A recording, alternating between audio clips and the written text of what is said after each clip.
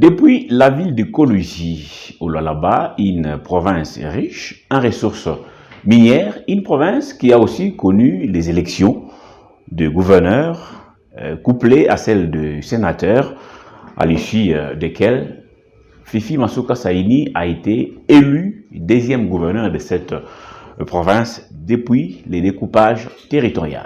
Aujourd'hui, on revient sur les grandes lignes de ce qui a été fait, ce qui a milité pour que 21 députés provinciaux sur 24, n'est-ce pas, puissent jeter l'air dévolu sur cette dame que le Lualabé appelle généralement femme d'exception ou Jeanne d'Arc. Fifi Masuka est-elle au centre, n'est-ce pas, de l'intérêt commun des Lualabé? Quelles sont les perspectives pour les 5 ans à venir? Avec nous sur ce plateau, au gros plan, Josué Mouyumba, à qui j'ai dit bonjour et bienvenue. Merci. Merci le journaliste. Vous êtes coordonnateur de la cellule de communication de la gouverneure Foule, actuellement, gouverneur nouvellement élu en attendant la confirmation de la cour d'appel. Fifi Masuka Saini, quelle a été votre impression à l'issue du dépouillement qu'on a tous vécu à l'Assemblée provinciale, une élection organisée par la CENI, 21 voix sur 24, même les opposants avaient voté pour la candidate Masuka. Donc, d'abord, c'était un moment, il ne fallait pas être dans ma peau, parce que je parle de moi-même, pour vivre ce moment historique. Ça n'a pas été facile de suivre ça. J'avais un stress que je ne pouvais pas expliquer, parce que ce sont des élections hautement... Ce sont des élections, parce que c'était élection de gouverneur, élection de sénateur. C'était pas facile à suivre, c'était pas facile il était pratiquement difficile de suivre, de participer dans des moments de ce genre. En tout cas, aussitôt la publication des résultats provisoires par la CENI, je me suis dit, j'ai eu un sentiment, le sentiment du devoir accompli. Nous avons une équipe des jeunes dévoués, une équipe des jeunes passionnés à servir leur province, passionnés à servir le Lualaba, qui travaillent dans l'ombre. Des caméramans, des monteurs, des communicateurs et tout ça.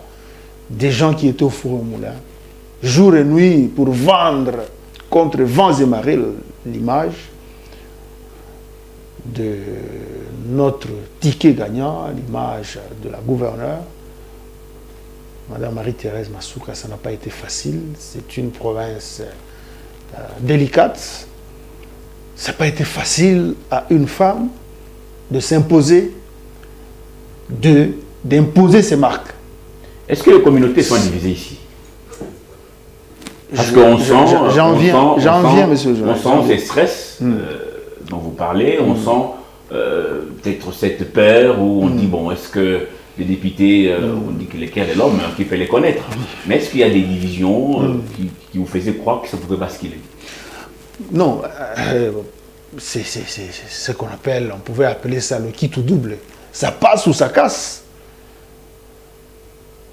C'est comme vous l'avez dit, le cœur de l'homme, c'est pas facile. Les réalisations, par rapport aux réalisations, par rapport à la compétence, au savoir-faire de notre leader, Fifi Masuka Saini, il n'y a pas de peur. Mais quelque part, nous sommes, comme on le dit souvent, nous sommes une démocratie qui n'a pas encore atteint la maturité. Vous voyez, nous sommes une jeune démocratie, nous sommes en train de grandir. Quelque part, les acteurs politiques, même la population, c'est avec le temps qu'ils vont intégrer la donne de la compétence, la donne du savoir-faire, la donne de l'homme ou la femme qu'il faut à la place qu'il faut, en dehors d'autres considérations, caractère tribal, à caractère ethnique. Donc rien n'était gagné en avance hein, avec tout ça. C'est ce qui a suscité, à moi personnellement, ce stress, ce moment, ce sentiment que je ne pouvais pas expliquer. Gloire à Dieu, les élus du Lualaba ont élu la compétence. Les élus du Lualaba ont transcendé. Les élus du Lualaba, dans leur large majorité, ont transcendé les colorations politiques, les colorations tribales. Pour la première fois, depuis que j'assiste à des moments de ce genre, les députés, les élus, tant de l'opposition que de la majorité, étaient satisfaits du résultat. Ça c'est du jamais vu. Les gens peuvent interpréter, non, il y a eu ceci ou cela, mais je n'ai jamais vu les députés de cette race. J'ai vu les députés taire les considérations, taire les mots d'ordre de leur mentor et privilégier le bonheur du peuple lualabais. Le bonheur du peuple lualabais pour l'instant, c'est Tshisekedi. Le bonheur du peuple lualabais pour l'instant, c'est Marie-Thérèse Masuka Saïbe. Vous parlez de considération, mais c'est sans raison en tout cas du fait qu'à travers les territoires nationaux, il y a eu beaucoup d'échos. Aujourd'hui, il y a des plaintes, des candidats qui sont étonnés de voir qu'ils ont donné de l'argent aux députés qui ont choisi tel ou tel autre. Il y a eu cette situation de corruption un peu partout à travers le territoire national. Au Lualaba, on a vu des députés de l'opposition, notamment l'ensemble de Moïse Katumbi, qui a, je pense, 6 ou 7 députés qui ont voté tous pour la candidate Masuka. Est-ce que ceux qui pensent qu'il aurait dégraissé ces députés provinciaux pour se faire élire n'ont pas raison? Là, c'est pas connaître Masuka. Masuka s'impose par le travail. C'est pourquoi vous voyez, il ne parle pas beaucoup. Il y a lieu d'ailleurs de saluer sa toute première sortie médiatique devant la presse, le 1er mai dernier. Donc, elle parle d'abord, c'est pas facile de la convaincre pour qu'elle parle. Souvent, elle aime que ses œuvres, que les œuvres qu'elle déploie dans cette ville de Kolwezi et dans les 5 territoires de la province puissent parler à sa place. Elle déploie beaucoup d'œuvres, beaucoup de réalisations. En moins de 3 ans, je l'ai dit plus d'une fois sur votre plateau. Donc elle est souvent, c'est une femme de caractère, comme on pourrait dire. Elle est sûre d'elle-même. Il y en a qui l'appellent Mwasi Moubali. Non, c'est une femme qui attendez, je peux répondre. Qu'est-ce qu'il y a milité pour que les députés de l'opposition ensemble? Est-ce les mots d'ordre de Moïse Katumbi? Est-ce les élus ou la corruption dénoncée par tous? Les élus ont voté en âme et conscience. Nous sommes un pays libre.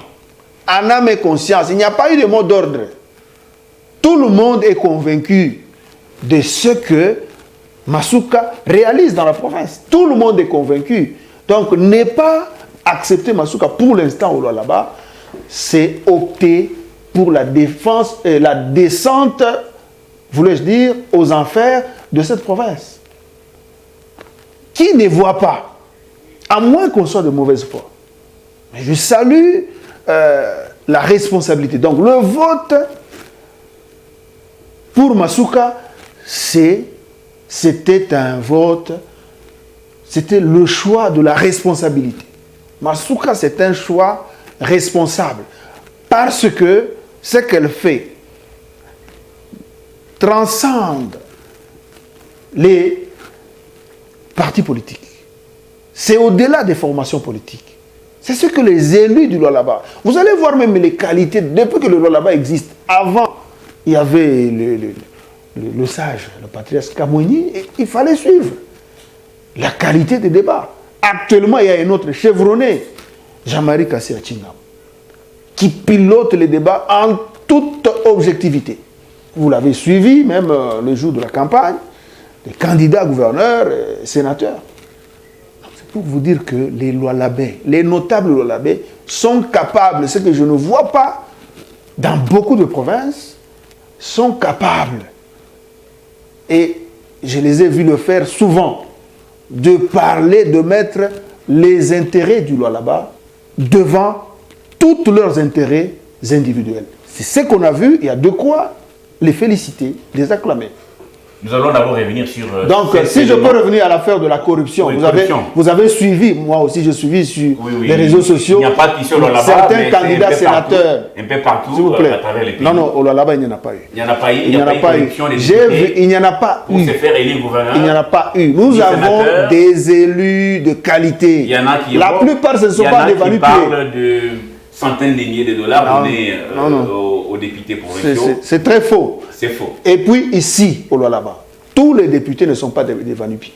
Ce sont des gens assis matériellement et financièrement. Vous pouvez aller le vérifier. Ce ne sont pas des pauvres. Ils sont à l'abri du besoin. Ils sont à l'abri du besoin. Ce que vous avez dit, vous avez évoqué l'affaire de la corruption publiée récemment sur les réseaux sociaux par rapport à l'élection des sénateurs dans notre province. Un acteur politique, c'est un responsable. Au lieu de verser dans les jérémiades, des plaintes, des déclarations, quoi, il faut dénoncer, il faut prouver. Pour qu'on mette hors d'état de nuire les compatriotes qui se livrent, qui veulent se faire corrompre. C'est de cette façon qu'on va arrêter les antivaleurs, qu'on va mettre fin aux antivaleurs dans notre pays. Nous avons besoin du changement. C'est comme aujourd'hui, je peux vous donner un petit exemple. Vous voulez que ce pays change. Mais quand vous consommez une bouteille d'eau, après, vous jetez cette bouteille sur la voie publique. Et s'il y a quelqu'un à côté qui vous interpelle, vous dites, est-ce que c'est toi qui vas changer ce pays? Le changement doit commencer par soi-même, dans chaque coin, dans nos agissements, dans notre comportement quotidien. Donc, vous voulez que le pays change? Commencez par vous-même, par poser des actes de nature à éradiquer les antivaleurs. Parce que tout le monde veut que l'autre change. Vous avez été victime, vous avez été exposé à corrompre. Vous ne dénoncez pas. Vous commencez à crier, vous dites de manière impersonnelle comment la corruption va prendre fin quand il s'agira des élections de ce niveau dans notre pays. Avant de poursuivre, on va revenir sur cet élément, les jours de l'élection de la gouverneure Masuka. C'était à l'Assemblée provinciale. Tous les députés provinciaux étaient là, des observateurs, une élection organisée par la Commission électorale nationale indépendante.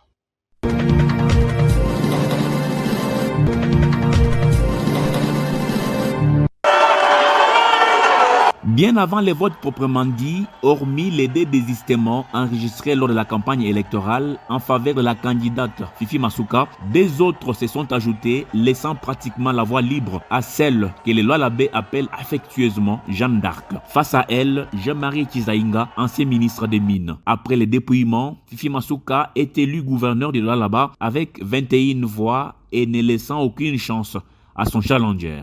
Le Seigneur a enlevé toute l'humiliation que j'ai eue pendant les 3 ans. J'ai dit merci aux grands électeurs.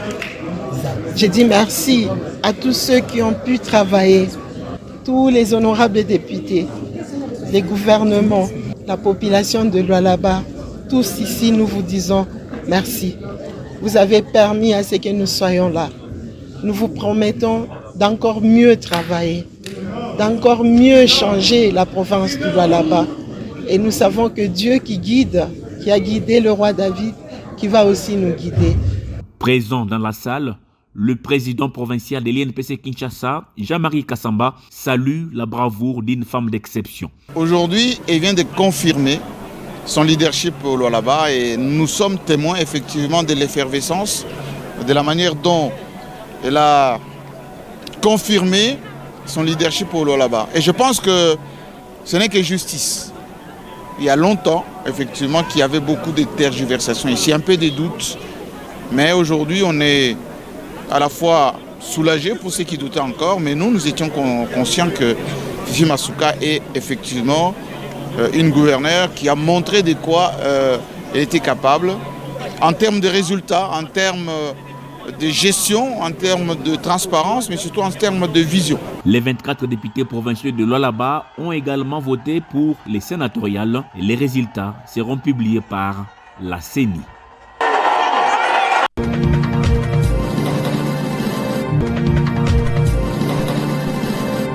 M. Moyumba, il y a cette autre polémique, en tout cas soulevée par des Congolais. Fifi Masuka Saini a été élu député provincial, député national. Comme si cela ne suffisait pas, elle s'est fait élire le même lundi 29 avril, gouverneur et sénatrice. Est-ce que ce n'est pas constipant tout ça? Loin de là. Masuka, elle est autorité morale de la plateforme qui porte son nom. Cette plateforme a 3 regroupements.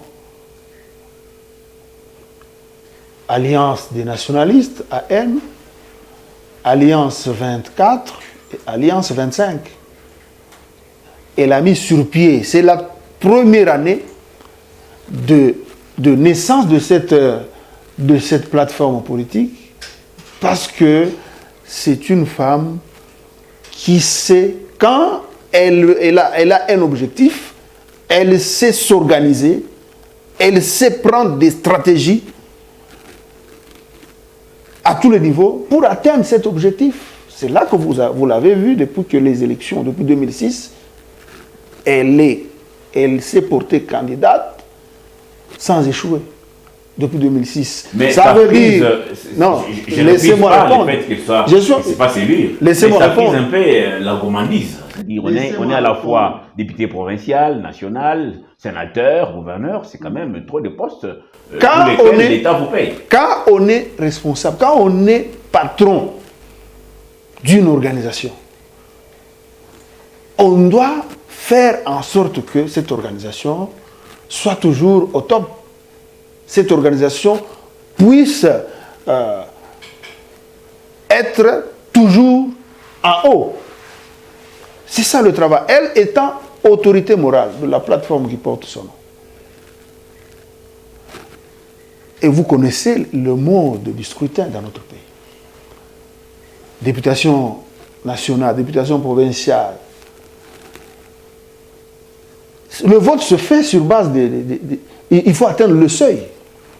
Or, le seuil, il faut maximiser les voix. Or, elle étant la meneur du jeu, si on peut parler comme un footballeur, quand on est meneur de jeu, on ne peut pas... Vous avez des grands matchs, un grand match, comme c'était le cas à l'époque avec Barcelone, un grand match, Messi est en forme, il ne souffre d'aucun problème de santé ni psychologique. Vous le laissez sur le banc, non. Parce qu'il y a 11 joueurs, mais il y a toujours des gens qu'on doit placer devant pour faire gagner l'ensemble de l'équipe. C'est ça. Elle est consciente de sa position parce qu'elle a une histoire. Elle a une histoire glorieuse dans la vie politique. Tout ce qu'elle touche réussit. Toutes ses activités avant d'entrer en politique, elle est, au départ, d'abord, elle est économiste de formation, financière de formation. Elle a commencé les affaires à l'âge de 20 ans. Toutes ces entreprises florissaient déjà avant qu'elle entre en politique. Elle est entrée en politique riche. Et c'est cette compétence, c'est ce savoir-faire qu'elle applique même en politique. Et ça réussit. Donc, si elle doit se pointer à tous les niveaux, elle ne doit pas siéger à tous les niveaux. C'est pour donner plus de chances à sa famille politique, plus de chances à l'union sacrée de la nation, à avoir le plus de députés possible à tous les niveaux. Parce que si elle a posé sa candidature au sénatorial, donc comme elle ne pouvait pas siéger au sénatorial, elle a laissé un suppléant qui va encore remplir, grossir les rangs, grossir, augmenter le nombre des élus de l'Union sacrée et faciliter le chef de l'État à gérer comme il veut, comme selon sa vision, selon sa politique d'intérêt public. Fifi Masuka Saini, une fois élu gouverneur, n'est-ce pas, en attendant l'arrêt de la cour d'appel pour la confirmer définitivement comme gouverneur full. C'est les termes que j'ai entendus lors de ces points de presse qu'on va écouter maintenant. On a vu Masuka défoulé, détendu, n'est-ce pas, qui donnait l'impression d'avoir gagné une très longue bataille. On va suivre et commenter avec mon invité.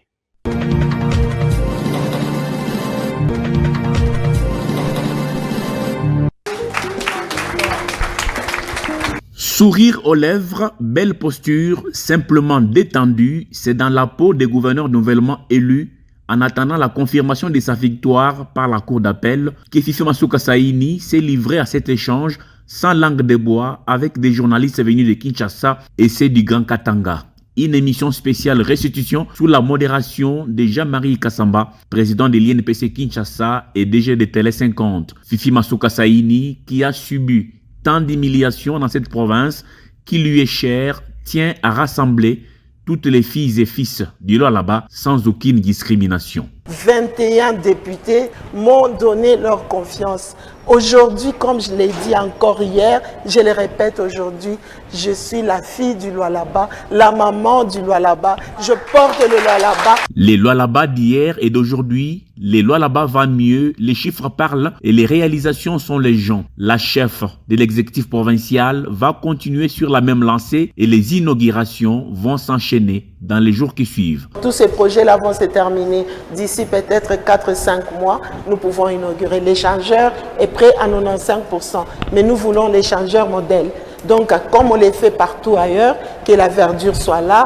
Et enfin, si ces 5%-là sont totalement terminés, nous allons inaugurer. Au cours de ces face-à-face avec la presse, toutes les questions ont été balayées par les chevaliers de la plume, de la problématique de la desserte en eau potable, de l'électricité, la promotion des activités agro-pastorales, les mines. Fifi Masuka Saini, qui veut jouer la carte de la meilleure élève du président Tshisekedi dans tous ces domaines, s'est dite ouverte à toutes les propositions allant dans le sens de l'amélioration de sa gestion pour les 5 prochaines années.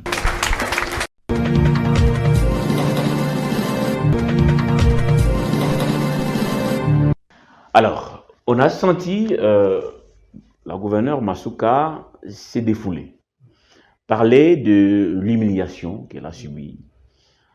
Et pourtant, certains adversaires politiques pensent que c'est elle qui aurait humilié d'autres acteurs politiques majeurs du Lualaba. C'est un jeu des pipons? Non, bon, je n'aimerais pas m'attarder sur les dossiers polémiques. Vous avez vu, l'élection de Marie-Thérèse Masuka Saini a créé, a occasionné une liesse, des liesses qui continuent d'ailleurs jusqu'à aujourd'hui, des liesses populaires. C'est toutes les tribus, toutes les communautés qui se sont mises ensemble, pour fêter, pour célébrer la montée fulgurante d'une digne fille de la province du Lualaba. C'est l'unité. Vous l'avez suivi dans son tout premier point de presse, aussitôt les résultats provisoires proclamés. Elle veut travailler comme depuis qu'elle avait pris les fonctions de gouverneur intérimaire, après l'accusation de son colistier du mandat passé. Elle a gardé tout le monde, à part ceux-là qui n'ont pas voulu. Et jusque maintenant, elle veut se comporter comme une mère poule qui garde tous les œufs. Donc elle sert, qui protège tous les œufs. Elle sert et ceux qui pour le bien de la communauté. Pour le bien de la communauté. Et ceux qui ont voté pour elle. Et bien sûr, c'est ça le message. Elle est gouverneure, bien sûr, en attendant la publication, la confirmation des résultats de la CENI, des personnes qui l'ont voté et des personnes qui ne l'ont pas voté. Et des personnes qui ont une position opposée à elle et des personnes qui sont avec elle. Donc, c'est dans ce sens que je ne veux pas entrer dans les considérations susceptibles de diviser la population. Le Lualaba a besoin de l'unité pour l'instant. Parce que ce que Masuka déploie comme réalisation, c'est pour l'intérêt de tout le monde. Parce que je ne vois pas uniquement les militants ou les personnalités de la famille politique de Masuka utiliser les routes, utiliser les ponts qu'elle déploie sur l'ensemble de la province. C'est toutes les tendances. Elle construit, ce n'est pas uniquement pour sa famille politique, ni pour sa famille biologique, elle construit pour toutes les communautés du Lualaba. Donc, elle est là pour tout le monde. J'aimerais profiter de l'occasion pour inviter toute la communauté du Lualaba, même nos communicateurs, à œuvrer pour l'unité de la population du Lualaba. Toute l'équipe communicationnelle, qu'on appelle faiseurs d'opinion, parce que les médias que vous êtes, un message peut remonter la société, tout comme un message peut brûler la société. C'est là que je vois, dans notre famille communicationnelle, il y a une ligne de conduite que nous suivons. Pour l'instant, pas question de distiller des messages de nature à diviser nos populations, à diviser les communautés du Lualaba, parce que c'est à ce prix que nous allons faciliter la tâche au chef de l'État, via Fifi Masuka Saini dans cette province, à aller encore plus loin dans la construction, dans la modernisation du Lualaba dans son ensemble. Une question pratique. On sait que via ces communicateurs qui vous aident, les Lualaba aujourd'hui, notamment la vie d'écologie et même des territoires aussi, c'est plus de 200 chantiers.